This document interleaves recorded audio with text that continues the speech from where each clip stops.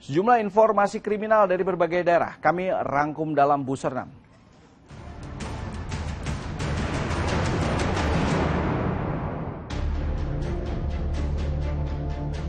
Warga desa Sukatani digegerkan dengan ditemukannya mayat bayi di belakang rumah warga di Purwakarta, Jawa Barat, Senin siang. Mayat bayi berjenis kelamin perempuan itu ditemukan di dalam tas hitam dan diduga dibuang orang tuanya. Saat ditemukan, kondisi mayat sudah bersih tanpa ari-ari dan diduga bayi naas itu sudah tewas sejak 2 hari lalu. Polisi belum bersedia memberikan keterangan karena masih melakukan penyelidikan dan memeriksa saksi-saksi.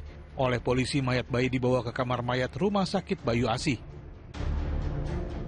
Sedikitnya 10 makam di pemakaman umum di Kelurahan Mencirim, Kecamatan Binjai Timur, Kota Binjai, Sumatera Utara, dibongkar orang tak dikenal dan diambil besinya. Parahnya lagi, seluruh bagian makam dihancurkan, bahkan ada yang hingga rata dengan tanah. Menurut petugas kebersihan makam, peristiwa tersebut baru diketahuinya Sabtu lalu saat ada yang dimakamkan.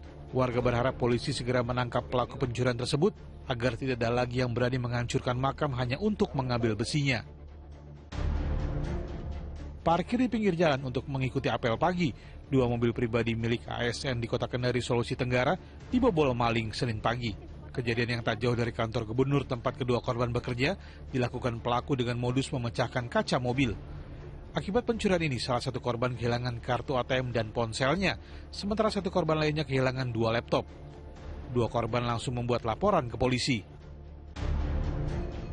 IW, salah seorang tersangka pemerkosaan terhadap seorang wanita berinisial H, ditangkap tim Resmo Polres Pinerang, Sulawesi Selatan di rumah kos tempat persembunyiannya. Dalam aksi bejatnya, tersangka beraksi bersama seorang rekannya yang masih buron. Kasus pemerkosaan itu terjadi di kamar kos korban di Kelurahan Tema Sarangge, Kecamatan Paleteang, 5 Januari lalu. Tersangka dan rekannya mendatangi kamar kos korban dengan alasan mencari temannya. Melihat korban sendirian, tersangka kemudian membekap mulut korban dan memperkosanya. Sementara rekannya berjaga di pintu kamar kos.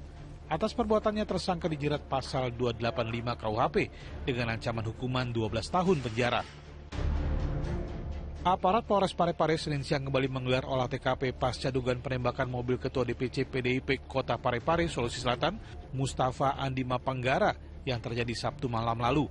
Olah TKP dilakukan terhadap lubang yang ada di kaca mobil yang menyerupai bekas proyektil saat diparkir di halaman Rumah Sakit Hasri Ainun Habibi. Dari hasil olah TKP, polisi tidak menemukan bekas proyektil, namun lubang yang ada di kaca mobil tersebut diduga akibat benturan yang berasal dari dalam mobil. 3 anggota Polres Pamekasan, Madura, Jawa Timur, Senin siang diberhentikan secara tidak hormat sebagai anggota Polri. Apel pemberhentian tidak dengan hormat dipimpin langsung Kapolres Pamekasan AKBP Jazuli Dani Iriawan.